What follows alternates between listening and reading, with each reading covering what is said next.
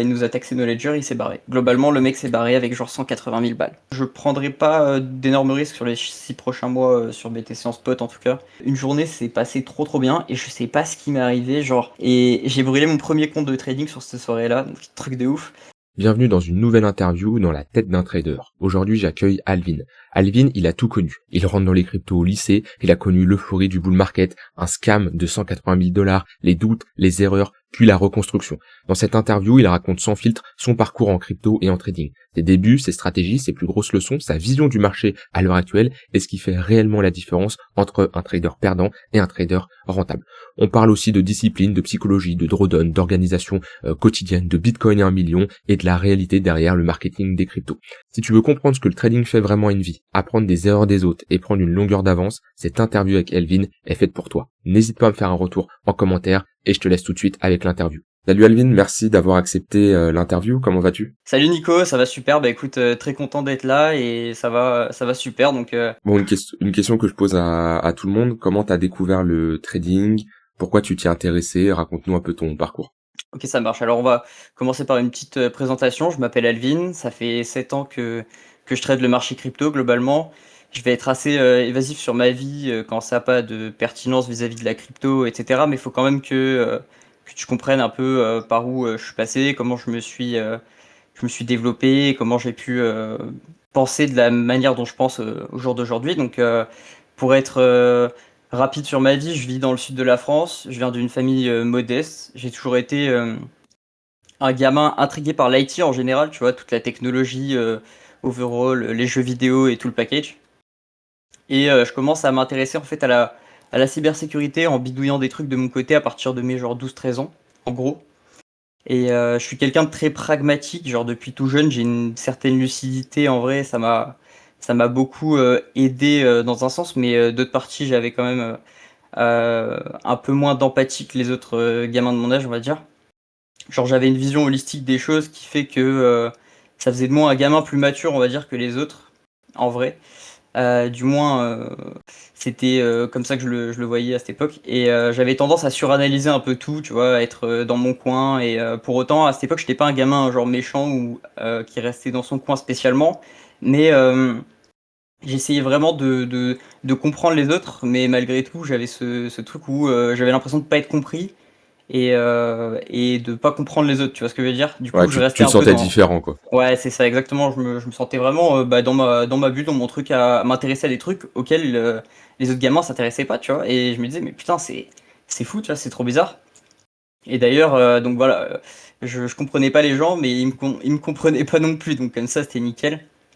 Et j'avais ce genre de dualité en moi, en gros, je me disais, putain, t'as 16 ans, t'es une merde, tu te considères plus intelligent que les autres. Pour autant, tu vois, tu fais pas d'argent comme eux, tu vas au lycée comme eux, tu vis, bon, pas vraiment la même vie que les autres, parce que pour le coup, je vivais pas trop comme les autres gamins de mon âge, dans le sens où, il faut savoir qu'au lycée, ouais, voilà, j'étais dans mon coin, j'avais mes deux trois amis, je jouais pas trop le jeu en fait des normies où j'allais en soirée, etc. pour m'intégrer au groupe. Surtout que voilà, je viens d'un coin où au lycée c'était que des fils d'eux, ouais, c'est, enfin voilà quoi, que des fils d'eux un tel, et c'était pas trop le délire, tu vois, que des gamins de bourgeois un peu qui se vantaient d'avoir telle ou telle paire de chaussures en arrivant au lycée. C'était la guerre à celui qui portait les vêtements les plus chers et voilà, je trouvais ça très pitoyable. Ça m'a vraiment coupé du groupe en fait. Et donc je me suis retrouvé qu'avec deux, trois gars qui s'intéressaient à des trucs un peu, qui avaient un peu des passions dans la vie, tu vois, plus que ce genre de conneries au lycée. Et Vaut mieux donc, commencer comme ça que dans ce genre de soirée où je pense la plupart ont peut-être mal fini ou en tout cas moins bien que toi et ta situation actuelle. ah mais c'est certain, c'est certain. À ce moment-là, mes minutes 1, je savais comment ça allait finir ces conneries, tu vois. Et je me suis pas trompé, tu vois. Presque, ça fait ouais 10 ans, tu vois. 10 ans plus tard, je me dis putain, ouais, je suis content d'être ce gamin-là au final. Et Ouais. d'ailleurs, les deux trois potes avec qui j'étais s'en sortent pas mal non plus, tu vois. Et donc comment j'en suis venu à la crypto? Eh ben en fait, en 2016, je suis au lycée, j'ai des amis qui me proposent un ciné, pour l'anecdote, et du coup je dis bah go, vas-y. Et je me rappelle d'un des amis du groupe qui est un ami d'enfance, hein, qui me dit un truc d'ailleurs. Ce gars, faudra s'en rappeler dans l'histoire, il est important plus tard. Et en gros, il me dit ouais, je pense que je vais vendre mes skins sur CSGO, à l'époque, hein, pour ceux qui connaissent. Et il me dit ouais, je vais acheter des cartes graphiques pour miner du Bitcoin. Et il me dit ça en fait, mais il l'a jamais fait du coup. Mais pour le coup, moi, ça m'a tiqué à l'oreille. Et j'avais évidemment déjà entendu parler du Bitcoin et des crypto-monnaies avant, pendant mon adolescence, mais je m'étais pas vraiment penché sur le sujet, à part pour son côté technologique, si tu veux. Et je savais que ça pouvait être une réserve de valeur, qu'on pouvait s'en servir pour des transferts on-chain en quelques clics, et donc genre déplacer de l'argent sans dépendre d'institutions bancaires, etc. Mais du coup, ouais, tout commence pour moi, entre guillemets, à ce moment-là, quand il m'en parle en fait. Et faut quand même, en vrai, mettre en confiance plusieurs trucs, c'est que j'étais quand même propice à ce genre de choses, parce que faut savoir que voilà, si on met en confusion un peu tout ça, à cette époque-là, déjà je traînais pas mal sur genre 4chan, Reddit et tout, et j'ai pas mal suivi l'engouement autour de Cicada 3300. Donc voilà, je sais pas si tu connais, mais en gros, peut-être que Ça me certains parle qui pas nous plus que écoutent, ça. ouais, peut-être que certains qui nous écoutent y connaissent. En gros, c'est pour faire un résumé rapide, c'est sûrement une des plus grosses énigmes cryptographiques de notre époque avec Bitcoin en fait. C'est voilà, c'est des gars qui ont proposé une série de tests, de puzzles en fait cryptographiques et mathématiques dans le but de dénicher des cerveaux brillants pour se rallier à leur cause. Bah, c'est ce qu'on en sait en fait à l'heure actuelle, mais au début c'était plus un jeu en fait. Et du coup, voilà, 2016, Ouais, t'es vraiment la un toute ancien, parce que c'est vrai que 2016, Ouais, ouais, euh, 2016, t'entends c'est pas vraiment beaucoup le parler, tout hein. début. Ouais, ouais, ouais, le tout début, genre des. Bah, en fait, c'est comme ça, moi, que j'ai vraiment connu, c'est avec cette énigme cryptographique, en fait, tout simplement. Et du coup, la toute dernière étape du puzzle, genre cryptographique, c'est de déchiffrer un livre. Et le livre s'appelle le Liber Primus. Voilà, vous pouvez aller vous renseigner, c'est assez intéressant. Et moi et mes potes, courant 2016-2017, on pousse le truc en fait à fond et on participe à la recherche, etc. Donc en fait, j'ai toujours été attiré par le côté genre technologique de la chose, cryptographie, crypto-monnaie, etc. Le chiffrement de données, etc. Donc Mais le actuellement, protocole, t'achètes des hein. cryptos ou pas? T'en as? T'en possèdes? Ouais, bien sûr, bien sûr. Donc c'est-à-dire que bah, là, à l'heure actuelle, là tout de suite, très peu. Mais Non, mais pour le coup, 2016, voilà. 2017. C'est ça. Ouais. Donc 2016-2017, je commence à me renseigner sur la crypto-monnaie réellement pour comprendre genre comment on peut faire de l'argent par ce biais. Ok. Et notamment, est-ce que c'est durable? Est-ce que c'est un bon investissement? Est-ce que ça peut me plaire aussi, hein, parce que derrière, je me dis quelles sont les perspectives réelles derrière? Est-ce qu'on peut gagner sa vie avec ça? Tu vois, je me pose vraiment des questions en fait sur Ouais, surtout t'es 2017. jeune en plus. Ouais, ouais, c'est ça. Alors je me dis, bon, est-ce que même ça peut me plaire, tu vois, dans un premier temps, d'essayer de vivre de ça. Donc là, je me renseigne un maximum. Et 2018, là, vraiment, voilà, je commence à détenir mes premières cryptos, je me lance en spot, après avoir pas mal documenté le sujet, en vrai, dans tous les sens. Et là, à ce moment-là, j'ai quelques potes du lycée, du coup, qui s'intéressent à la bourse, les deux potes avec qui je restais, tu vois, les deux, trois potes.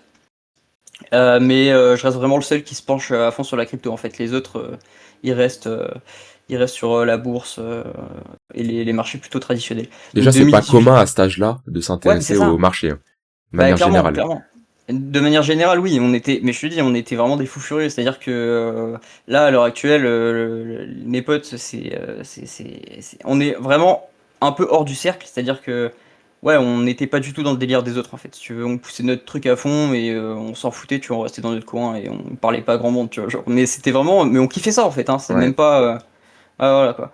Donc 2018 là, si on se remémore un peu, c'est top de marché, donc j'ai pas beaucoup d'argent à investir en fait, tout simplement. Donc j'ai peu à perdre, certes, oui, mais c'est tout ce que j'avais dans un sens, tu vois. Donc ça m'aurait fait genre chier de perdre cet argent. Donc je pars pas en mode YOLO, c'est que genre 400 balles, tu vois, en mode ça n'a pas d'impact réel sur ma vie. Bah si en fait, parce que du coup je me dis, enfin je joue le jeu minute 1, tu vois, à fond.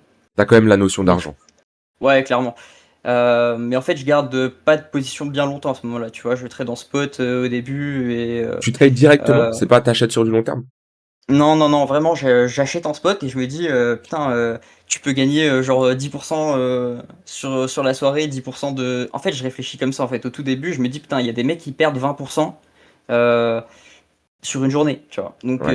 quelque part, quand le marché fait plus 20%, si le gars il a acheté juste avant, il prend 20% aussi, tu vois. Et je réfléchis comme ça, je me dis, putain, 20%, ok, 20% de 1000 balles, ça fait 200 balles. 20% de 10 000 balles, ça fait 2000 balles. Attends, 2000 balles, c'est un salaire, tu vois, en France. Et là, je me dis, putain, c'est intéressant. Et je réfléchis comme ça, en fait. Donc, c'est pas forcément la bonne approche, mais Ouais, c'est mais au quand moins, même comme ça que, on ouais, commence tous comme ça, c'est classique. ouais, voilà, tu vois. Et donc je garde pas des positions bien longtemps, j'achète en spot et je revends et en fait j'arrive à discerner genre des patterns, des récurrences, on va dire. C'est pas vraiment une analyse, hein, ça a rien à voir avec une analyse, mais je commence à comprendre certains trucs, tu vois. Parce que là, comment t'achètes? Genre, tu te dis juste, ok, j'achète et je vois si ça monte. Tu fais de l'analyse technique, ça se passe comment Non, là, au non, tout non, début? non, non, non, là c'est du n'importe quoi. C'est-à-dire que c'est baqué par pas grand-chose. Juste, je vais typiquement voir qu'on se fait rejeter 3 fois sur un niveau, tu vois, c'est typique de range, et je vais juste vendre sur ce niveau et racheter sur le niveau où on est défendu par des acheteurs, tu vois. Donc typiquement, je vais juste trader les ranges en Ouais. spot. Ouais, mais il y a un début. Basique. C'est pas comme Ouais, ouais, c'est certains qui ça. peuvent dire, j'achète comme ça, sans aucune connaissance, rien, sans regarder une charte, et après qui prie. Tu regardes à minima. Ouais, ouais, ouais, par contre, je regarde, hein, Sans rien énormément. y C'est-à-dire que connaître, hein, sans rien y connaître du tout. exactement, ouais, sans rien, c'est exactement ça en fait. C'est pour ça que je peux pas dire que c'est de l'analyse, mais en fait j'arrivais à me rendre compte qu'il y avait des trucs qui se passaient et qui étaient récurrents. Tu vois, par exemple, on se faisait rejeter sur des moyennes mobiles, ce genre de trucs, tu vois. Mais ça, je savais même pas ce que c'était une moyenne mobile en fait. Tu vois ce que je veux dire? Ouais, Mais ouais. j'arrivais quand même à comprendre que il y avait des trucs qui se passaient. Donc en fait, à force de, j'ai beaucoup analysé en fait, bah, analysé si on peut appeler ça comme ça, sans rien faire en fait, et j'étais tout le temps derrière les charts en fait à ce moment-là, dès que je pouvais. Et mine de rien, voilà, j'arrivais à m'en sortir bon, comme un débutant. Avec du recul, c'était what the fuck, mais bon, je débutais quoi.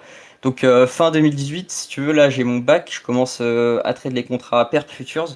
Du coup là c'est, si je dis pas de conneries, je commence à trade sur BitMEX, si je dis pas de conneries. J'ai commencé avec des contrats, donc des contrats futures perp sur BitMEX. Alors là pour le coup, à ce moment-là, c'était vraiment, en fait là j'ai essayé de prendre beaucoup de positions. J'avais ce truc à me dire, je peux pas faire du swing. Parce que si je fais du swing, du coup, je prends un trade tous les X jours. Et en fait, moi, je veux prendre un trade tous les quarts d'heure si j'ai une opportunité, tu vois. Le problème, c'est que du coup, bah, je me suis lancé dans le truc en mode, je trade dans 15 minutes, 1 heure, 4 heures en intraday principalement, et donc très peu en swing. Et donc forcément, je faisais bah, beaucoup d'erreurs, hein, mais c'est clairement pas ce qu'on conseille d'ailleurs à un débutant de trade comme ça, mais j'en savais rien, tu vois, pour le coup. Là, le Et BTC, juste pour contextualiser, il est où là? Il a posé son top de marché, il est vers les 7-8 000 $. Euh, c'est fin 2018, ouais, ça doit être, je crois que ça doit être Ouais, ça à peu c'est près. ça. Ouais, juste avant son Ouais, crack des 3 000 $ à peu près. ouais, juste avant, je crois, ouais. Ouais, ouais, Ok. ouais. Et même si, genre là, je tradais un peu à perte, enfin même beaucoup à perte, en vrai, je perdais plus que ce que je gagnais évidemment. Mais par contre, j'arrivais à tirer genre de bonnes conclusions en perdant un minimum d'argent. Donc quelque part, j'avais l'impression de bah, pas vraiment de perdre réellement, tu vois. Donc là, on est toujours en 2018 du coup. Et après ça, je rentre en post-bac, je fais mes études tranquilles avec toujours la crypto en parallèle. 2019, c'est sensiblement la même chose en vrai. Je suis en études, je m'en sors de mieux en mieux en trading. Je commence à avoir genre une analyse un petit peu plus correcte. Je me renseigne à fond sur genre les indicateurs techniques, typiquement, comment ça fonctionne, essayer de comprendre vraiment qu'est-ce que c'est une moyenne mobile, typiquement, Tu, comment on tu peut te trader un formes? Tu range. te formes ou t'apprends que par toi-même? J'apprends par moi-même, mais j'essaie de comprendre chaque mécanisme en fait, si tu veux. Genre, je vais Ok. essayer de comprendre comment cet indicateur il fonctionne, comment ça peut avoir de la valeur. Ok, ça traduit quoi sur le marché? En fait, je fais mes propres déductions avec ce que je vais comprendre des indicateurs. Tu vois ce que je veux dire? Bon, c'est Ouais, comme je ça que vois. je vais approcher le truc en fait. Ouais. Et là, t'en Donc, achètes en spot quand même sur du long terme? Parce qu'on est à des niveaux très bas là. non, non, non. Là, j'achète pas en spot. Là, je suis en full. Non, non, là, je suis en full trading à ce moment-là. Donc, j'étais en train d'étudier, donc tranquille, mais je travaillais quand même pas mal les études parce que je voulais aller en école de cybersec et en vrai, ça me plaisait, tu vois, ce que je faisais. Donc, j'étais plus en mode, c'est un passe-temps et c'est amusant, tu vois. Mais j'essaie d'apprendre quand même en parallèle un maximum, mais je me dis, putain, l'investissement c'est intéressant, mais j'ai pas assez d'argent. Tu vois, j'étais en mode, ça a pas de value forcément d'acheter maintenant. Et le problème, c'est que si j'achète en spot, bah, du coup, je vais réduire mon capital de trading. Et c'était ça un peu la boucle. Ouais, je vois. Donc voilà. 2020, j'ai eu ce que je voulais en termes d'école. Donc je rentre en école, je bouge de ville. Et là, c'est vraiment le début. Je rejoins mes amis dans la même ville que moi, du coup, là où je fais mes études. Donc mes Les amis, deux que c'est t'avais mes parlé amis. là? Exactement, c'est mes Ok. amis du lycée, ouais. Où je m'entendais bien avec eux. Eux, ils tradaient du coup les marchés traditionnels, commodities, stocks et tout de leur côté. Mais on s'était un peu perdu de vue entre temps, si tu veux. Donc voilà, là on se retrouve et tout.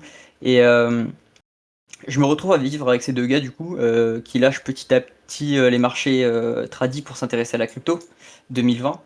Euh, donc eux aussi sont en école, hein, je précise, ils font des études et tout. Et là, on arrive en genre octobre-novembre 2020, si je dis pas de conneries, là où on commence à enclencher le bull run. Donc là, on trade tous ensemble. Je commence à être rentable. Donc là, c'est le début où en trading, je commence à avoir un setup qui fonctionne bien. Donc il n'y a plus trop de doute. Genre mon setup, si je le respecte, il fonctionne. Il est pas ouf ouf, mais voilà, il fonctionne et je continue mes études en parallèle. Donc en soi, je me dis putain, est-ce que je fais ça de ma vie? Est-ce que ça me fait kiffer? Est-ce que je full tryhard les études ou je lâche? Et je me dis non, impossible, j'arrête. Genre déjà, impossible, j'arrête les études, c'était sûr. Parce que je kiffais ce que je faisais, tout simplement ce que j'apprenais. Mais en Attends, parallèle, je me dis putain, tu fais du scalping à ce moment-là. ouais, je faisais Mais clairement, bah là, qu'on soit en ouais. bull run ou pas, ça change rien du tout. Non, non, non, non, ça change rien du tout. Mais mes potes, eux, par contre, en gros, bah, je vais y venir. En gros, c'est que eux, ils ont de l'argent. C'est-à-dire que eux, ils viennent de familles qui ont un peu plus d'oseille, tu vois. Ouais. Donc en fait, quand eux, ils disent papa, maman, il me faut de l'oseille pour acheter, bah ces mecs-là, ses parents, ils leur débloquent des fonds, tu vois, ou leurs grands-parents, tu vois. Donc du coup, ils peuvent se permettre d'acheter en spot, etc. Donc eux, ils vivent un bull run assez sympa, on va pas se mentir. Euh, et donc, moi, je continue mes études. Eux, 2021, si tu veux, là, on est en plein bull run, on fait des ATH de malade, toutes les cryptos suivent, c'est la folie.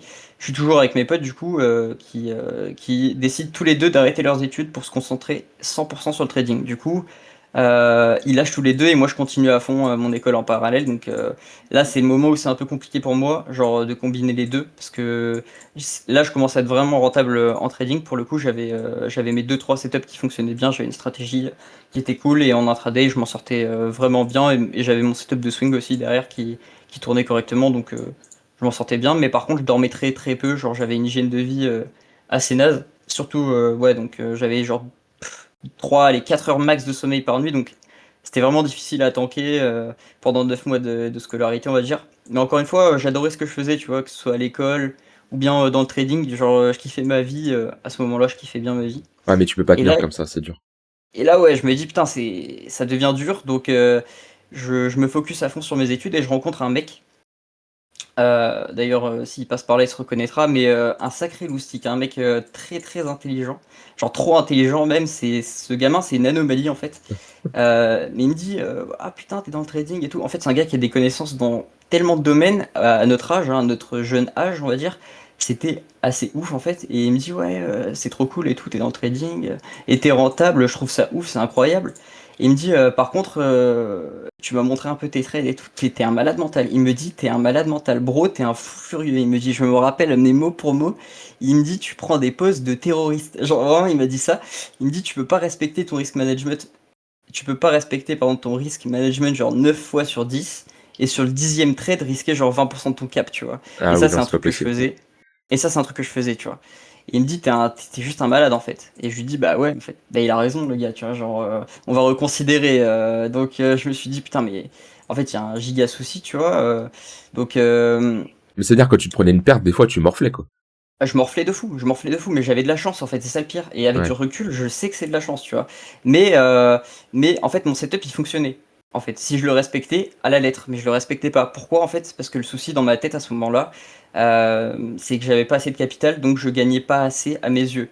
Donc j'avais tendance à risquer gros de temps en temps en fait. Tu vois, de temps en temps, je me dis allez petite folie, tu vois, genre Mhm. ça n'avait aucun sens en fait. L'appât Mais à du côté gain, de de toute ça, façon. ouais, c'est ça, c'était l'appât du gain hein, complètement. Donc donc très souvent ça passait par chance, hein, honnêtement, avec du recul, comme je te disais, hein. Je croyais savoir ce que je faisais, mais c'était un peu du n'importe quoi au niveau risk management, c'était bizarre.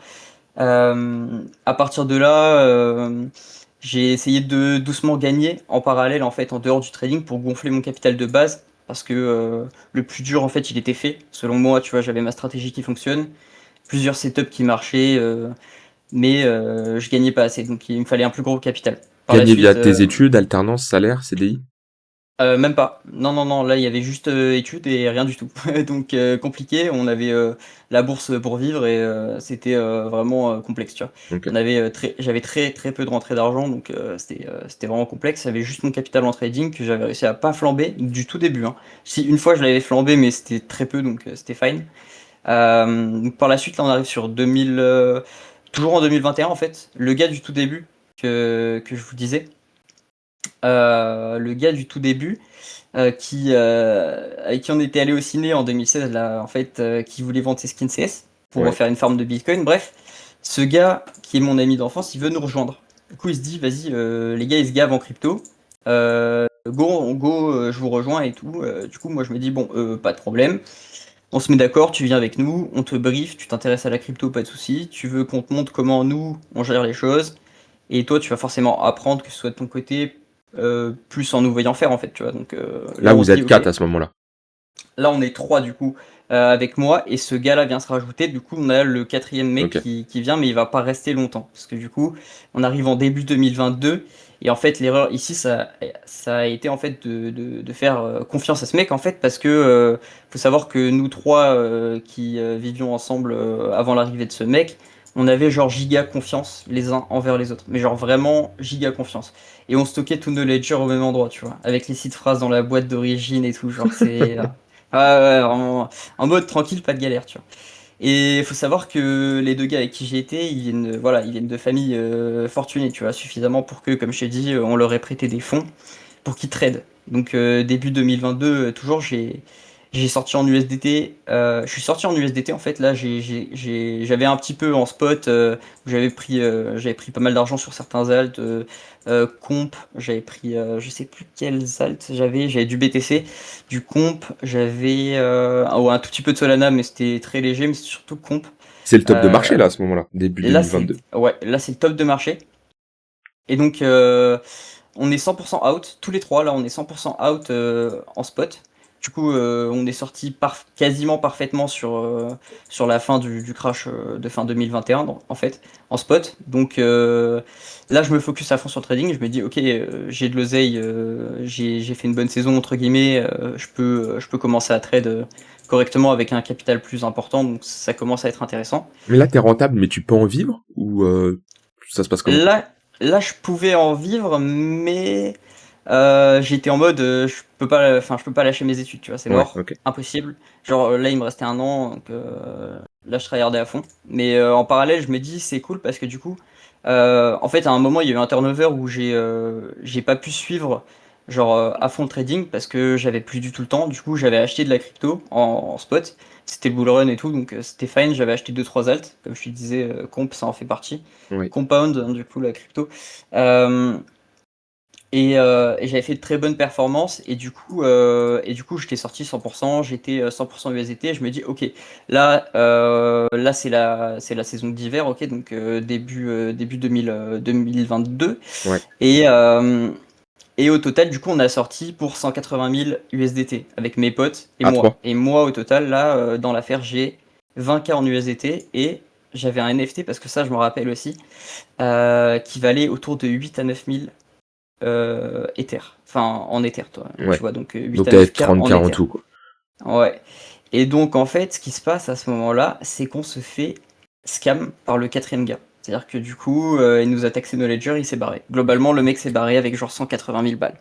C'était le monde des bisounours aussi de les mettre tous ensemble comme ça. Mais 100%, c'est une giga erreur de notre part et tout, donc là c'était ultra complexe, mais ouais, donc moi je perds 20K en USDT, donc tout mon capital de trading, plus j'avais mint genre un NFT d'une collection à la con, un pote qui m'avait dit ouais vas-y mine ça, ça vaut 400 balles, on s'en fout, au pire tu les perds, je lui dis vas-y go balek, et au final j'avais de la chance de fou, et j'avais des offres sur OpenSea à plus de 8K en WETH, enfin bref c'était une folie, donc j'aurais pu vendre ça mais je l'ai pas fait. Dans tous les cas le mec s'est barré avec le Ledger, sur le Ledger il y avait tout, hein, USDT, NFT, il y avait tout, donc j'ai tout perdu. Le gars est parti à Dubaï, donc fin du game.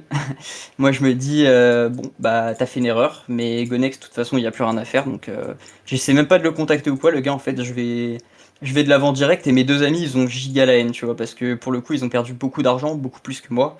Et c'est même pas une erreur de trading, tu vois, encore. C'était une erreur de trading. Je me serais dit, putain, j'ai fait le connard, machin. Mais là, c'était vraiment une erreur, genre. Bah bête, tu vois, ça c'est sûr, mais je pouvais pas en rester là, tu vois, avec le trading. Tu vois, je me suis dit, c'est pas possible. Genre, je peux pas m'arrêter maintenant avec les connaissances que j'ai acquéries. Enfin, c'est pas possible, tu vois. Genre, ça n'avait aucun sens pour moi d'arrêter maintenant, après, autant de temps, en fait, à essayer de peaufiner un truc qui fonctionne, tu vois. Ok. Donc voilà, pour résumer, ça c'était 2022. Donc en parallèle, on a quand même fait de bonnes perfs, même si on s'est tout fait scam à la fin, c'est terrible. Mi-2022, fin d'année scolaire du coup. Donc ça doit être là qu'on Euh, commence à échanger aussi, parce que moi je lance la chaîne 2022. Exactement, exactement. Là, on va arriver là, mi-juin 2022, où je finis mon année scolaire, parce que j'ai mes projets de fin d'année en fait qui se terminent.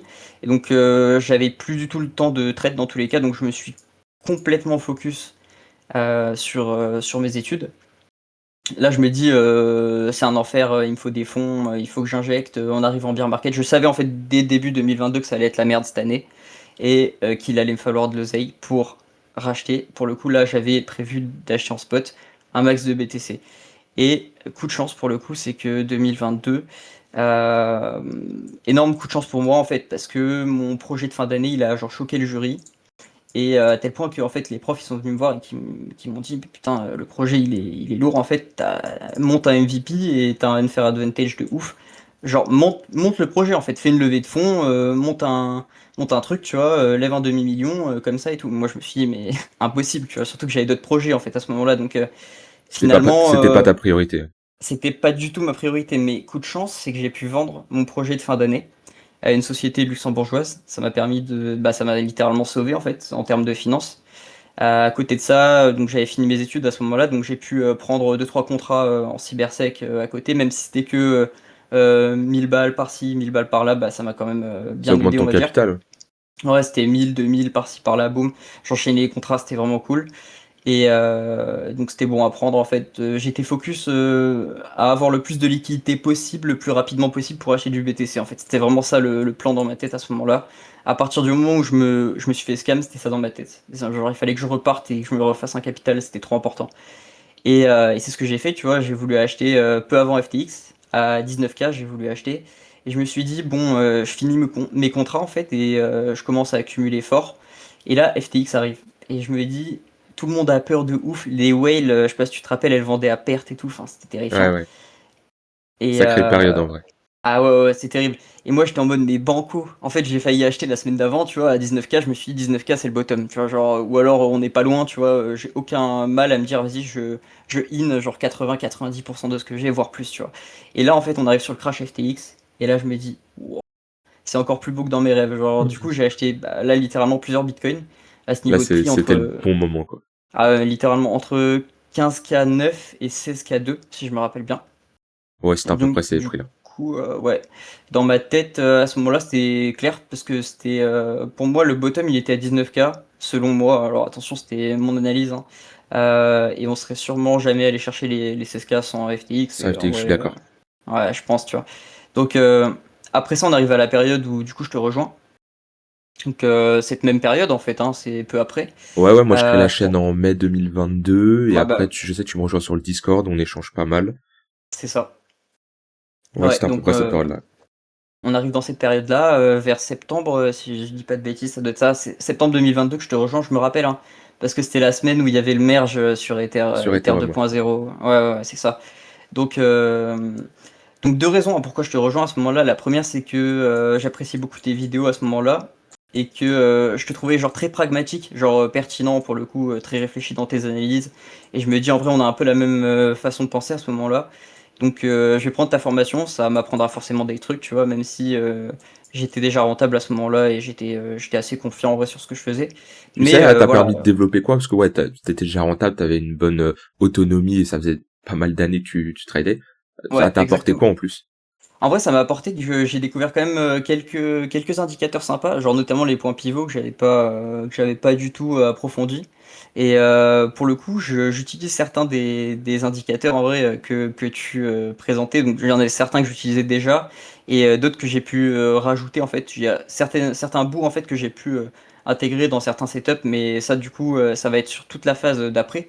Après t'avoir rejoint en fait, si tu veux, je vais surtout me concentrer en fait sur le côté psychologie et essayer de comprendre pourquoi j'ai fait de la merde quand j'ai fait de la merde en fait les fois d'avant, c'est-à-dire risk management globalement, etc. Donc là, à ce moment-là, je bouffe de l'analyse du matin au soir en fait. Donc Du coup, je suis après je suis pas stressé, tu vois, je suis bien dans ma vie, je bouffe de l'analyse H24, mais quelque part ça, comment dire, ça te renferme un petit peu, tu vois, parce que du coup là, je me T'es retrouve full time là. exactement, je suis chez moi, ok, parce que là, du coup, j'ai ce filet de sécurité à me dire que j'ai terminé mes études, donc j'ai pu rentrer chez moi, donc j'ai pas de frais. Ça, c'est quand même un énorme filet de sécurité, tu vois. J'ai pas une famille, enfin, j'ai pas une famille à m'occuper, tu vois ce que je veux dire. J'ai pas de dépenses particulières. Je retourne chez mes parents, j'ai terminé mes études, je suis sorti major de ma promo. Je savais qu'en un coup de fil, je trouvais du travail, tu vois. J'avais pas de galère particulière. J'ai 100% in dans le Bitcoin en fait. Donc là, à ce moment-là, j'ai vraiment bah, en fait, j'avais plus d'argent pour trade. Du coup, ça m'a permis quoi? Ça m'a permis bah, de me servir de une ta formation pour bah, du coup approfondir moi les erreurs que j'ai pu faire côté psychologique et du coup bah, apprendre des nouveaux trucs parce qu'en vrai malgré tout on apprend tous les jours et donc c'est super intéressant malgré enfin en plus du fait que ça te soutient et que ça me faisait aussi plaisir de te tenir aussi quelque part et en rejoignant aussi la communauté, j'ai pu quand même rencontrer certaines personnes, ce qui m'a un petit peu sorti de ce truc où tu restes un peu cloisonné, t'es enfermé en mode tu bouffes juste de l'analyse H24 et en fait tu fais un d'autre. Ouais, Donc ça te en permet de fait, rencontrer du monde, réseauter un peu et ouais, échanger tout c'est simplement. C'est ouais, c'est important. exactement ça. C'est ça, c'est super important en fait de se retrouver avec des personnes qui font la même chose que toi. Donc là, à ce moment-là, mes potes, eux, ils sont repartis de leur côté, mais on garde contact, tu vois. Mais moi, là, je passe un hiver où genre littéralement, bah, je suis chez moi, j'ai pas de dépenses particulières, mais je suis 100% in en BTC en spot. Donc j'ai pas de capital pour trade, mais je me concentre à fond sur le paper trading, tu vois. J'essaie de bosser à fond, à fond, à fond mes stratégies et je vais essayer de baquer le plus possible, genre mathématiquement, tous mes setups pour me reposer que sur des chiffres concrets, des probabilités. Et je me dis, en fait, ça va me permettre de me détacher émotionnellement de tous mes trades. Et à partir de ce moment-là, je déroge plus jamais à la règle. Genre vraiment, là, c'est le moment où j'avais un setup qui marchait, j'ai peaufiné quelques trucs, mais j'avais pas le côté psychologique et là je l'ai vraiment récupéré par ce temps en fait que j'ai passé là, c'est presque 6 mois en fait à bosser à fond ça. Et donc j'étais en full paper trading en fait pour retester encore mes stratégies et baquer à fond Là, ton les but, c'est avoir le résultats. maximum de statistiques. C'est exactement ça, ouais. Avoir le maximum de statistiques et comprendre qu'en fait, bah, si tu respectes ton plan, ça fonctionne en fait. Donc, t'as juste à le suivre. Faut arrêter d'être gourmand ou de réfléchir en chiffres. Il faut juste regarder les performances. Et les performances, au final, elles étaient là. Donc, j'étais quand même assez serein. Et ouais, ça m'a permis de me détacher vraiment psychologiquement du stress en fait, entre guillemets, que ça peut t'apporter. Et donc cette période elle dure jusqu'à 2023. C'est le début du coup du bull run 2023. Je suis 100% in en investissement sur BTC. J'ai littéralement plus d'argent hein, sur mon compte en banque à ce moment-là, hein, quand je backtest et tout. Hein. Genre j'ai 100 balles hein, legit hein, sur mon compte. Mais voilà, comme je disais, j'ai la chance d'avoir mes parents et tout, donc j'ai pas de dépenses particulières. Je reprends du coup mes setups, je backtest à fond et tout. Et donc là le BTC il monte quand même fort. On arrive autour des 68K, donc c'était l'ancien top. Je vends 4-5% de mon capital, donc c'est vraiment peu. Mais du coup, ça me permet de me refaire un capital de trading, tout simplement. Donc là, je me remets à trade à fond avec ce petit capital que j'ai pu sortir. Et j'ai attendu en fait les 91K par là pour commencer à vendre, genre vraiment. Et j'ai une sortie moyenne du coup sur la totalité de ce que j'ai acheté à 15K neuf à 114K, si je dis pas de conneries. Donc voilà, Ouais. ma target, c'est T'es cohérent sur avec la une target bonne que j'avais. performance, là. Ouais, ouais, ouais, une très bonne performance et c'est cohérent avec la target que je m'étais donné en fait. Donc je visais en fait entre 100 et 120K target normal et 120K, 140K target haute entre guillemets de ce bull market sur BTC. Donc très content en vrai des perfs. Donc Donc là, aujourd'hui je t'es quasi suis out. ouais, aujourd'hui, je suis 100% out. Enfin, là, allez, on va dire, j'ai racheté il y a quelques jours, j'ai 4-5% en BTC, mais j'ai pas de back BTC, genre, que je vendrai jamais. Si tu veux, j'ai fait ce choix parce que ça me correspond mieux. Avec le temps, je me rends compte que, genre, ce qui me correspond le mieux, c'est genre 30% spot, 70% trading. Genre, c'est vraiment. J'ai un profil trader actif plutôt que investir et laisser tourner, dans le Ok. sens où c'est plus. Comment dire? J'ai essayé de faire un gros capital pour pouvoir sortir un maximum d'argent. J'ai une stratégie qui fonctionne Et mon problème principal à l'époque, c'était que je voulais faire plus d'argent. Maintenant, j'ai un plus gros capital, donc je risque la même chose et je gagne beaucoup plus. Donc, si tu veux, c'est corrélé en fait à mon niveau de vie très largement. Je suis pas dépensier, j'ai aucun problème. Et en dehors de ça, j'apprécie quand même énormément ce que je fais, dans le sens où demain je prends 120 millions au loto, je continuerai de trade, tu vois. Ok. C'est plus un moteur dans ma vie que Ouais, c'est une simplement passion gagner là. de l'argent. Ouais, c'est clairement ça. Il y a plus le côté kiff derrière que le côté spéculatif derrière. Donc je m'en sors bien.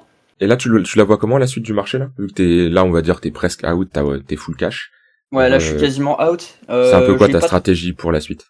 Là pour l'instant, la suite pour moi c'est de pas paniquer sur des rachats trop tôt. Je vais garder un cap que je laisse bloqué pour une marge de sécurité et dans tous les cas je rachèterai les niveaux importants petit à petit.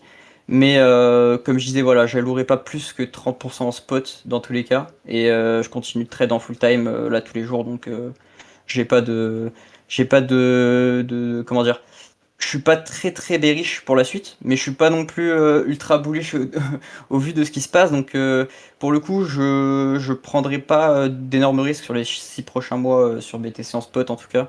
À part si on va chercher des niveaux qui sont vraiment intéressants, genre l'ancien top, ce genre de choses. À partir de 60 000, 68 000, 72 on va dire, ça commence à être intéressant. Mais là pour l'instant, donc j'ai pas racheté énormément et je me contente de rester en trading en grande partie et ça me convient très très bien, tu vois. Ok. Donc Et voilà. au Qu'est-ce niveau que... au niveau de tes stratégies de trading, tu Ouais. fonctionnes un peu comment en ce moment? Voilà, quel type de stratégie tu utilises? Comment ça fonctionne un peu de ton côté? Ouais, alors en ce moment, je trade plutôt... là en ce moment, c'est vraiment du 15 minutes que je vise, 15 minutes, 1 heure. Principalement les setups qui fonctionnent le mieux. Après, j'ai des setups en plus court terme, en vraiment scalping, en 3 minutes, 5 minutes ou 1 minute. Mais là, c'est pas des setups que je vais prioriser en ce moment. Là, je trade beaucoup en 15 minutes. Je suis en train de retester un vieux setup qui fonctionne plutôt très bien en vrai. Donc 15 minutes, 1 heure, c'est ce que je vais prioriser en ce moment. Allez, 4 heures max, mais je prends pas beaucoup de trades par jour, on va dire. Je prends, si je peux, je prends 2 3 trades max par jour. Et pour l'instant, j'arrive à tenir un très bon win rate sur cette strat. Elle a un peu baissé. Le win rate, il a un peu baissé depuis ces 6 derniers mois, mais ça va, ça fonctionne toujours très très bien. Donc je suis plutôt content de ce setup. Et ouais, non, donc là, je suis en train de tester 2 3 trucs en parallèle de ça, mais globalement, c'est mon setup qui fonctionne le mieux. Donc je reste en 15 minutes, 1 heure la plupart du temps en fait. Ok, bon, de toute façon, si ça fonctionne, il n'y a aucune raison d'arrêter, tout simplement. Ouais, ah ouais, complètement, mais surtout que ça me correspond mieux en fait, si tu veux. Genre, j'ai pas de setup qui s'enclenche, bah je peux ne pas prendre de trade. Ou alors, si j'ai pas envie de trade pendant 2 jours, bah je trade pas pendant 2 jours, tu vois. En fait, en 15 minutes, t'as tellement d'opportunités que c'est débile en fait, ça en devient débile. Donc, si ton setup il fonctionne bien, en vrai de vrai, tu t'en sors quand même pas facilement, mais bon, si tu déroges pas à la règle, voilà, et on va y venir justement au déroger à la règle, le problème principal. Ouais, ce que je disais, bien évidemment, c'était que depuis du coup toute cette période 2022 là, avant le bull run 2023 où j'ai backtest un max, où vraiment je me suis concentré sur la psychologie et j'ai essayé en fait de décorréler en fait toute émotion en fait vis-à-vis du marché. À ce moment-là, ce qui s'est passé, c'est que j'ai plus dérogé à la règle jusque 2025, où j'ai passé genre une fin d'année 2024 de merde, littéralement, un début 2025 de merde aussi pour plein de raisons perso. Et c'est là où, genre, je veux vraiment dire, faut vraiment faire attention. Même après X années dans le trading, en fait, on peut toujours se retrouver à faire une grosse connerie. Voilà, il faut se méfier en réalité à tout moment. En fait, en gros, pour expliquer rapidement, j'ai passé peut-être 2 mois pourris où tout allait à l'envers, genre fin 2024 et en début 2025. Après tout ce temps où genre rien n'allait dans ma vie, où du coup j'avais décidé de faire un break du trading, tu vois, de toute façon il se passait pas grand chose et j'étais pas super, comment dire, connecté sur l'ordi en général. J'essayais de faire un break un peu, donc ça allait pas trop dans ma vie en général. Et du coup, je me suis dit, bon, je préfère pas trade, je sais que quand je suis dans cette phase, ça mène à rien de bon et je préfère m'abstenir et j'avais raison, tu vois. Mais du coup, j'ai passé une journée de ouf. Mais genre, quand je dis une journée de ouf, après genre 3 mois où rien n'allait, j'ai passé une journée où tout s'alignait bien du Niveau coup. Et performance, tout ça? Non, même pas, j'avais pas retrade. Genre, Ah, là dans la dessus, vie de j'avais tous les pas jours. retrade. Non, non, ouais, c'est dans la vie de tous les jours, j'avais Ok. même pas retrade. C'était juste une journée, c'est passé trop bien et je sais pas ce qui m'est arrivé. Genre, et j'ai brûlé mon premier compte de trading sur cette soirée-là, donc truc de ouf. Après Après genre 7 ans dans le 7 ans, trading. ouais, après 7 ans dans le trading, j'ai brûlé mon premier compte de trading comme ça. Bon, c'est quand même pas énorme ce que j'ai perdu au final en comparatif, en pourcentage si tu veux. Mais bah, quand tu mets bout à bout, ça représente une somme quand même, tu vois. Et c'est surtout que les faits sont là, tu vois. C'est là que Ça tu n'a pas vois de que sens, tu la vois. psycho, Ouais, même, elle est toujours là, mais, même après 7 mais ans, 10 ans, complètement, 15 ans, elle sera toujours là. complètement. Et c'est un truc justement dont je ne me méfiais pas en fait, parce que je me disais, ok, tu vas pas bien, tu traites pas, basique. Mais en fait, quand justement t'as le contre-coup, où en fait t'as l'effet euphorie en mode, mais vas-y, c'est bon, ça passe. Enfin, genre, je sais pas ce qui m'arrivait. Après, j'ai ce problème aussi. Là, en l'occurrence, c'était vraiment un concours de circonstances de malade mental. Où je me suis laissé embarquer dans un duel d'ego entre guillemets avec un pote qui avait pris genre énormément d'argent sur une soirée par littéralement un coup de chance qui n'avait rien à voir. Et genre, je me suis retrouvé dans cette petite dualité à la con et j'ai fait une énorme erreur. Bon, c'était clairement de l'ego. Mais voilà, c'est pour vous dire, attention, tu vois, on peut se retrouver à faire des conneries même après, genre, tant d'années dans le trading, tu vois, Ah bah, de c'est toute façon, improbable, mais la c'est la psycho et preuve. l'ego en trading, ça peut être fatal. Et Mais complètement. tu parlais de lifestyle un peu depuis, ouais, 7 ans, 6 ans, là, vu que t'es rentable, t'as dû faire quand même des bonnes sommes d'argent. Ton lifestyle, il a changé quand même à minima. En vrai, oui. Oui, niveau lifestyle, effectivement, ça a quand même un petit peu changé, mais pas tant que ça. Dans le sens où, si tu veux, genre, oui, il a changé mon lifestyle, mais pas des masses. Je suis pas quelqu'un qui suis très dépensier overall. Je fais pas genre un max de trucs. Genre, je suis beaucoup devant les charts, ou alors je fais mon sport, je fais mes trucs, j'essaie de, euh, de rester dans mon truc. En fait, si tu veux, euh, je déteste faire à manger si tu veux, donc à la limite ouais si y a un truc que je peux dire ouais je vais au resto un peu quand je veux tu vois ça change c'est sûr. Je fais ce que je veux si demain je veux partir à Bali bah voilà tu vois j'y suis y a pas de problème Ouais, t'es j'ai en libre. fait la liberté ouais exactement j'ai la liberté entre guillemets que je voulais mais j'ai pas je suis pas quelqu'un de dépensier particulièrement après le lifestyle en soi non voilà il a pas changé des masses après j'ai des potes qui sont quand même nés du bon côté, on va dire. Donc, j'ai plus ou moins suivi un peu le mouvement aussi dans tous les aspects, entre guillemets, de leur vie, tu vois. Donc, forcément, maintenant, aujourd'hui, il y a il y a plus de restos, il y a plus de trucs, on se fait un peu plus plaisir. Mais à Ouais, bien côté, sûr. voilà, mes potes, ils avaient déjà des vies un peu de ouf. Et en fait, par ricochet, en fait, tu vois, je me retrouvais le cul dans une Lambo comme ça, tu vois. Genre, alors qu'en fait, bah, genre, ça a pas de sens, tu vois. Genre, j'aurais jamais pu me la payer, tu vois, 2022, tu vois, par exemple. Ouais. Mais voilà, tu vois. Et à côté de ça, mes potes qui, eux, avaient beaucoup d'argent, tu vois, bah, il y en a pas mal. Donc là, pour le coup, c'est plus des amis IRL qui sont pas des traders, mais qui ont acheté en spot sur des niveaux où le BTC, il était quand même assez bas, en dessous de 30K en tout cas. Et ben, ces mecs-là, ils me disaient, ouais, c'est des amis, hein, vraiment des amis d'enfance, ils me disaient, ouais, t'as besoin de 50K, t'as besoin de 100K, je te les donne. Je te les donne maintenant, genre. Ouais, c'est Mais tellement vraiment, insignifiant pour eux qu'ils s'en moquent, quoi. mais exactement. Mais moi, je leur ai dit non, tu vois, j'avais de la vie. C'est hors de question en fait. Genre, c'est une question d'ego en fait. C'est pas possible. Genre, Ouais. dans ma tête, c'était impossible. Genre, littéralement. Tu vois, donc après, j'ai eu quand même de la chance, voilà, pouvoir vendre mon projet de fin d'année, débloquer des fonds, Oui, etc. ça a Passer joué.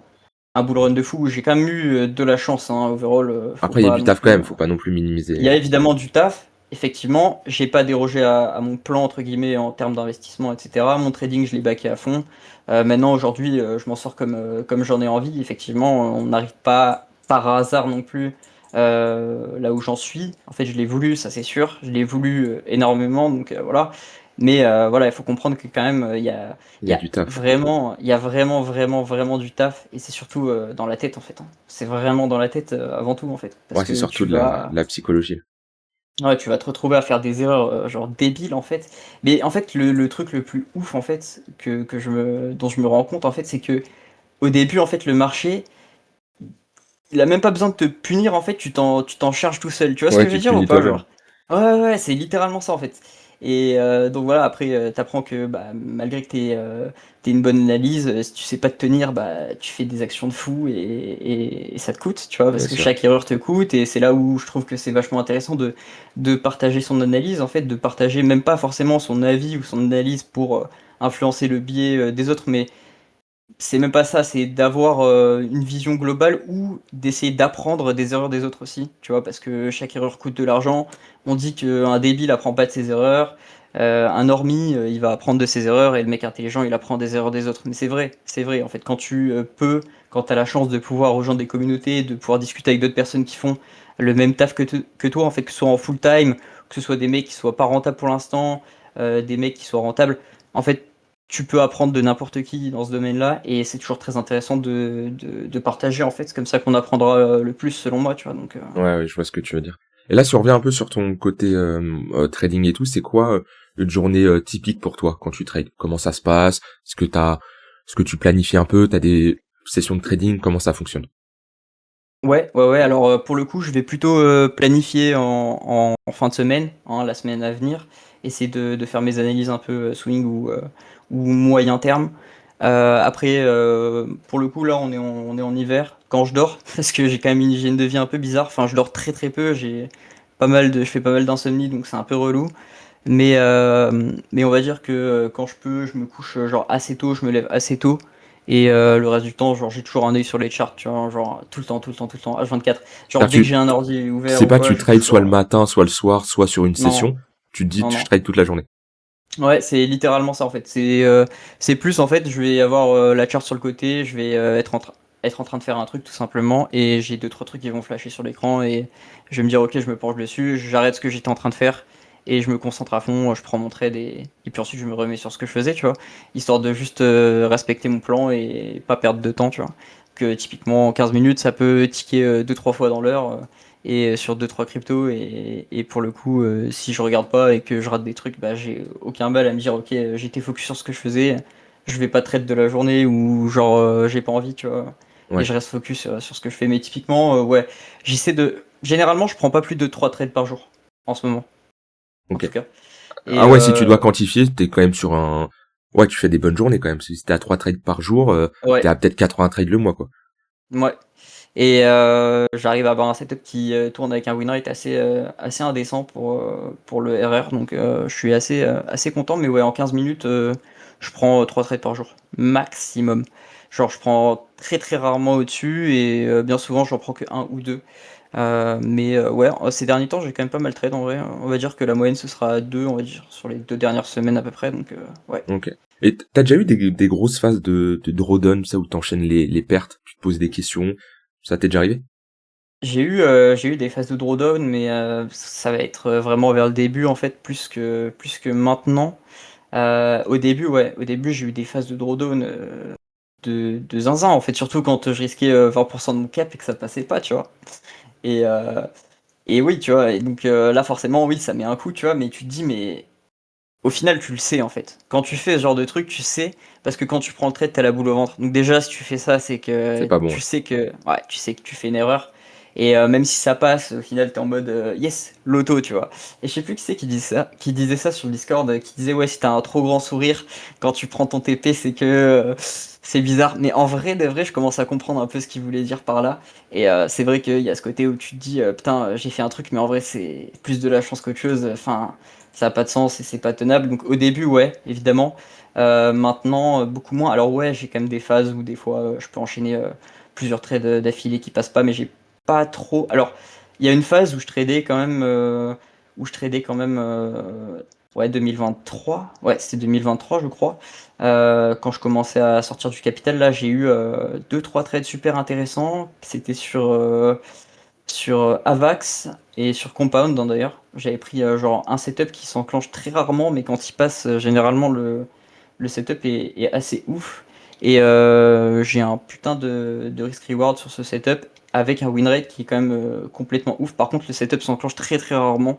Mais donc, ouais, tu vois, ça c'est le genre de setup où tu vas avoir typiquement un win rate bas, mais par contre, tu vas avoir un RR qui va être haut. Et du coup, forcément, quand tu trades plutôt comme ça, c'est pas trop ce que je fais, mais c'est ce que j'ai fait pendant un moment. Ce qui fait que du coup, bah, psychologiquement, ça t'entame quand même pas mal parce que Ouais, tu bien dis, sûr. tu vas rater genre 5 trades d'affilée, 6 trades, 7. Et là, ça commence à dire. Sauf qu'en fait, quand tu passes le 9e, tu vas rentabiliser les 10 dernières pertes. Donc au final, bon. Mais ça, c'est encore une fois, c'est de la psychologie. Ouais, Donc c'est moi, je les dur. traite Mais comme ça je pense que c'est pendant un pas, moment. pour moi, c'est pas tout le monde qui peut trader de cette façon-là, parce que Ouais. faut accepter de perdre. En fait, t'as pas le choix Ah, quand t'as des gros risk reward comme ça. Faut accepter de perdre, et tu vas avoir, je sais pas, un win rate de peut-être 20%, tu vois. Ce qui fait que des fois, tu vas enchaîner des trades perdants. Mais ouais, comme tu dis, t'as tellement un gros risk reward que quand tu prends un TP, bah, il compense largement les autres. Mais psychologiquement parlant, c'est pas facile. mais- ah ouais, complètement, hein. Mais j'ai trade comme ça pendant un petit moment, mais en fait, le setup, il est pas viable parce qu'en fait, je dis, il s'enclenche vraiment très rarement. Donc pour le coup, c'est. Par contre, j'ai quand même un win rate assez ouf sur ce truc. Mais ouais, non, je vais plutôt trade des 3 pour 1, 4 pour 1, typiquement, avec un win rate vraiment assez indécent. Là, le setup que je suis en train d'utiliser, là, à l'heure actuelle, j'ai 64,8% de win rate en 3 pour 1. C'est pas trop mal. Le Oh, c'est très deuxième bien même, setup hein. que j'utilise en 1 heure, j'ai 67% de win rate en 3 pour 1. Donc voilà, c'est les deux setups que j'utilise le plus à l'heure actuelle. Ouais, donc les paires sont vraiment bonnes. Et Euh, t'as des j'ai... petites règles un peu, genre, par exemple, moi je sais que je peux fonctionner comme ça, ou d'autres peuvent fonctionner comme ça. Ouais. Quand ils enchaînent, je sais pas, dans la journée, deux trades perdants, bah ils arrêtent, ils coupent. Ou alors, voilà, des petites règles comme ça qui te permettent tout simplement de cadrer ton trading, éviter la surchauffe, ou même dans un sens comme dans un autre, hein. T'as pris deux trades gagnants, t'arrêtes parce que tu veux pas être dans de l'euphorie Ouais. sur ta paire. Ouais, ouais. Ouais, ouais, je vais plus être comme ça, justement. Je vais plus être en mode je prends deux trades gagnants, la journée elle est win, tu vois. Genre, je réfléchis pas. Genre, si je peux me décorréler comment dire, de spec les graphiques 24/7 avec toujours un œil dessus, tu vois, bah, je le fais. Maintenant, je vais moins appliquer ce genre de règles quand je vais perdre, parce que la plupart du temps, alors au début je le faisais parce que t'as tendance à revenge trade, etc. Mais là, à l'heure actuelle, plus du tout. Donc pour le coup, je réfléchis même pas en chiffres, je réfléchis, enfin, je regarde pas les montants en fait, je réfléchis plus en pourcentage et ça me décorrèle un peu et je sais que ma strat elle fonctionne. En fait, ce que je vais essayer de viser le plus, c'est d'avoir un bon win rate. Donc en fait, si je le sens pas le trade, même si le setup s'enclenche, je le prendrai pas. Donc il y a des moments où je vais pas prendre des trades en fait parce que j'ai juste pas envie de les prendre et juste de l'intuition. C'est pas Ah, tu genre le fonctionnes avec setup. l'intuition là-dessus. Ouais, ouais, vraiment. Des fois, je me dis, ok, le setup s'enclenche, mais il y a deux trois trucs derrière qui me disent que en vrai, Ça je pue. prendrai pas le risque. Ouais, je Ouais. prendrai pas le risque. Et grâce à entre guillemets à cette intuition entre guillemets que j'explique pas vraiment. Alors si c'est de l'analyse parce qu'il y a non plus, il y a pas non plus que de l'intuition, tu vois. C'est Derrière, l'expérience. il y a quand même de la data. Mais oui, c'est aussi l'expérience. Et c'est en grande partie là pour le coup l'expérience qui me fait dire que des fois, je vais pas prendre des trades alors que le setup s'enclenche.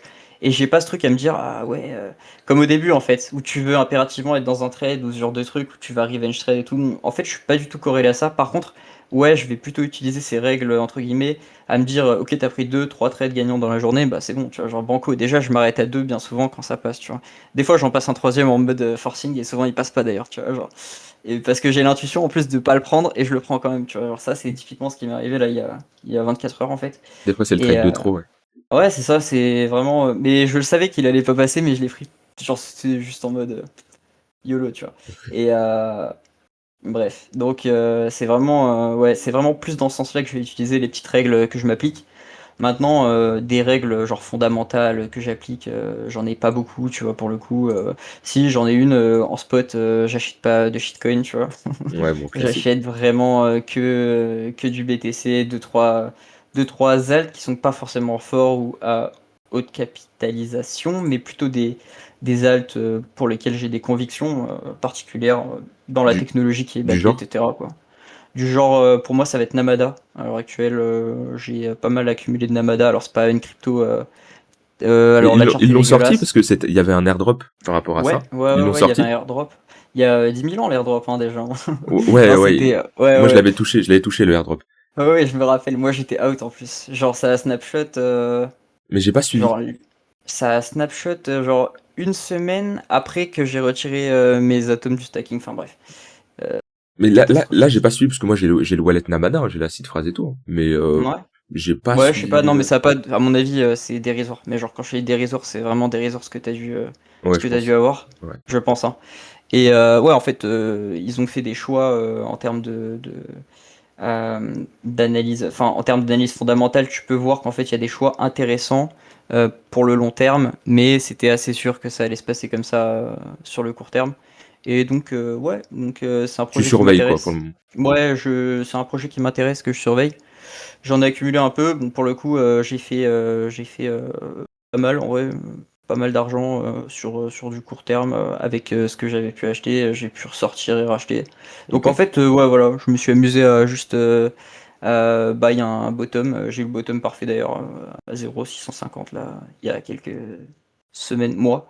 Et ouais, derrière la semaine d'après, il a fait x3, donc c'est fine. J'avais pas des milliers des cents, mais c'est toujours intéressant. Ouais, bien Mais sûr. voilà, ça me permet de racheter avec ce petit capital en fait de cette crypto. De toute façon, elle est très peu capitalisée. C'est voilà, mais le Là, je pense que projet ceux qui derrière, nous écoutent, personne ne la connaît, hein. non, non, non, c'est certain que non. Ou très peu, peut-être les gens qui ont connu parce que c'est dans la ABC, donc les mecs qui connaissent un peu le Cosmos Hub, peut-être. Mais Ouais. bon, c'est vraiment pas une crypto qui est très connu. Mais ouais, derrière, c'est une crypto qui est tournée anonymat, du coup, privacy, enfin pseudo-anonymat, hein, parce que l'anonymat parfait, ça n'existe pas vraiment, à part Monero, je sais pas, Zcash, ouais. Monero, Ouais, Monero, Monero Z Cash, ouais. mais Monero surtout, hein. Mais ouais, après, non, pour le coup, c'est intéressant, en fait, j'ai participé un peu, enfin, j'ai participé à moindre échelle, hein, attention, mais au dev, donc correction de bugs, etc., sur le projet, je trouve que c'est intéressant. Et les mecs derrière, par contre, sont très intelligents, mais manque de peau, ils ont un marketing dégueulasse. Donc Ouais. voilà. Mais intéressant quand même. Et le Donc marketing pour des projets, c'est vraiment bah, important. Ça, c'est quelque chose, moi, que je regardais pas trop au début. Parce que ouais, je raisonnais, en fait, je me disais, oui, si le projet est bon, il a pas besoin de marketing, tu vois. Parce que, ouais, bah, ouais, il va se faire parler de lui-même, tu vois. Tu vois, BTC n'a pas eu besoin de marketing. Mais son marketing, c'était surtout le fait que ça soit la première crypto et la seule au début. exactement. Et Mais maintenant, il y en a exactement. tellement que t'as besoin du marketing. Mais ouais, 100%, je suis 100% d'accord avec toi. Et à côté de ça, d'ailleurs, j'avais la discussion avec un pote et je lui disais, en fait, concrètement, l'Ether, il en est là où enfin, il est où il est parce qu'il est sorti avant Solana. Mais Solana, il sort avant Ether, c'est Solana qui prend la place d'Ether, selon moi, hein. Je sais pas ce que t'en penses. Ouais, Mais il y a toujours eu cette bataille Solana Ether, Solana Ether. C'est vrai que ouais, Ether mais faiblit quand même avec le temps. Il y a une moins bonne hype sur, on le voit, hein, de toute façon, même que ce soit ouais, d'un ouais, point de vue oui, action du prix ou ouais, d'un point de complètement. vue fonda. On verra avec le temps. Ouais, mais donc ouais, intéressant. Moi, je pensais que, enfin, moi, je prenais le pari en mode si à la release de l'Ether c'était le Solana qui sortait et qu'il y avait l'Ether qui sortait à la place du Solana, je suis sûr que le Solana prendrait la place de l'Ether. Parce qu'en fait, à l'heure actuelle, d'un point de vue genre blockchain, comment ça tourne, etc., que ce soit les frais, que ce soit la transaction en elle-même, c'est quand même plus performant Solana en fait, en tout point. Mais en fait, Ether est tellement backé partout que c'est fini. Enfin, tu vois ce que je veux dire? Ouais, je vois Et ce que c'est tu ça veux dire. aussi. C'est ça aussi le truc en mode, ouais, il a pas eu besoin de marketing Bitcoin parce que c'est la référence et Ether c'est accoudé à Bitcoin, étonnamment. Mais voilà, c'était les premiers à avoir cette idée, à faire tout ça, donc forcément, voilà, ils en sont où ils en sont. Mais oui, le marketing, je pense, c'est capital de ouf pour le coup. Et je suis quelques petits projets comme ça, même si derrière, c'est pas Mais au moins, un c'est comme ça que tu te investissement. renseignes et que tu vois un peu, Ouais, c'est ça. Ouais, ouais, ouais.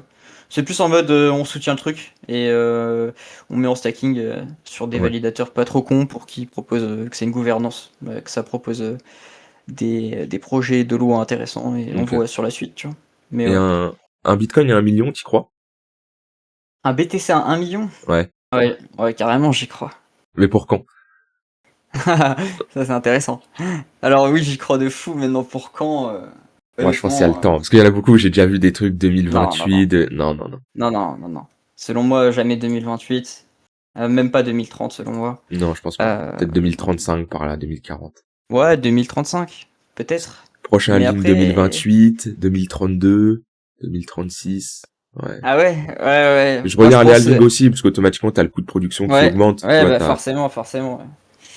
Je pense que ouais, au-dessus de 2036, quoi. Mais tu te rends compte, tu te En dis tout que c'est cas, un x10 à partir de maintenant. C'est énorme. Tu vois, un c'est x10. affolant. Même d'un point de vue capitalisation, c'est énorme. Mais bien sûr. C'est complètement fou. Mmh, mais ouais, impossible, impossible non, clairement pas. Après quand, voilà, c'est toujours la question. Maintenant, ouais, après, il y en a certains qui me disaient: «Ouais, BTC un jour, ça va tomber», mais en fait, il y a 2 moyens que BTC ça tombe. Une, météorite, tombe sur la Terre, plus d'électricité, mais à ce moment-là, je crois que tu auras d'autres problèmes que tes finances, OK? Oh oui, clairement. 2, 2, on craque en fait le code, l'encryptage, BTC qui est backé, donc le SHA-256, mais pour ça, il faut des ordinateurs quantiques très puissants et des années de calcul. Donc si tu veux, on n'y est pas, du tout. Ouais, la Ceux qui sécurité du veulent réseau a continué d'augmenter en plus avec le temps. C'est ATH mais sur ATH. bien sûr, ceux qui veulent nous faire le contraire, enfin nous faire croire le contraire sont les mêmes qui disent BTC tout droit à 12K, tu vois. Donc si tu veux, bon, laissons-les d'élus. Mais ouais, non, il y a pas de, pour moi, il y a pas de, c'est pas vraiment envisageable que le BTC. Après, si, on peut connaître des phases économiques terribles. On peut avoir des grosses baisses, évidemment, hein. C'est pas parce qu'on a atteint 120K, 126K qu'on peut pas faire des retours très bas.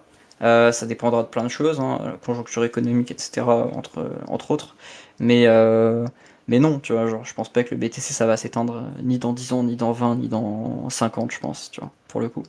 Ouais, Donc, ouais, on verra ce que ça donne, on mais verra.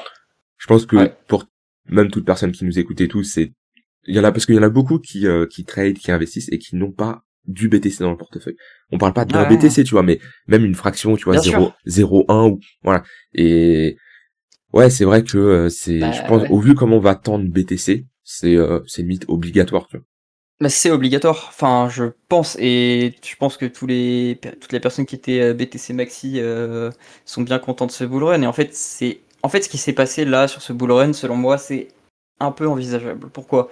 Parce que pour ceux qui étaient là en 2021, vous avez bien compris que le total 3, il a pas forcément augmenté, il a pas forcément baissé. Par Alors, attends, contre, Total 3 pour ceux qui nous écoutent, c'est ouais, la capitalisation totale des cryptos en excluant BTC et Ether, donc en prenant juste les altcoins. c'est tout l'argent dans tous les altcoins, C'est en ça. gros. Euh, Même si ça n'a pas augmenté, même si ça n'a pas baissé par rapport à 2021, en partant de ce principe, hein, en anticipant en fait ce bull run, si tu te dis qu'en fait, au lieu qu'il y ait, je sais même pas combien il y avait de crypto en 2021, j'avais vu le truc passer hein, une fois, et je crois que là on est à genre plus de 20 millions de cryptos différentes. En fait, ça dilue le capital, donc C'est ça. forcément, si tu dilues le capital de manière exponentielle, ben en fait, ça peut pas péter comme ça a pété tous les alts en fait. Voilà. Et qu'est-ce qui fonctionne à l'heure actuelle sur ce cycle? On l'a vu, c'est le top market cap, c'est tout. Il y a que ça, BTC, top market cap. Donc oui, il y a certaines exceptions avec des shitcoins de fou. Oui, bon d'accord, Ouais, des ok, petits mais bon, narratifs par-ci par-là, mais il y voilà, aura plus la phase évidemment. comme 2020, 2021 Non, du je tout pense comme. pas. Non, clairement. Il y a trop de crypto, c'est trop dilué, c'est trop le bordel. Donc ouais, et puis oui, clairement, hein, je suis d'accord, hein, faut se rattacher au Bitcoin, hein, c'est la référence. De toute façon, le but c'est le but, même si vous tradez hein, d'un point de vue complètement logique, c'est d'accumuler le plus de valeur par rapport au Bitcoin, hein, c'est le but hein, à l'origine. Hein, donc ouais. Après, ça dépend de votre vision des choses. Mais Ouais, ouais, si vous bien avez sûr. cette vision investissement, long terme, trading, voilà, ça aussi c'est un truc, hein, mais tu prends il y a trois types de traders, tu vois, enfin trois types de traders, trois types de personnes exposées au marché. Tu as celui qui va investir intelligemment et qui va laisser tourner sur 10 ans. Ça lui coûte zéro en temps, mais par contre, il va faire de très bonnes perfs, bien souvent. Il y a celui qui va trade en full time, voilà, il va peut-être pas être rentable, donc il va peut-être perdre de l'argent en plus de perdre du temps, ok. Il y a ceux qui vont s'en sortir, ok. Donc ça va quand même leur coûter du temps. Mais à côté de ça, le mec qui ne va pas dépenser son temps parce qu'il a investi, il va pouvoir faire de l'argent ailleurs pour continuer d'investir, accessoirement, tu vois.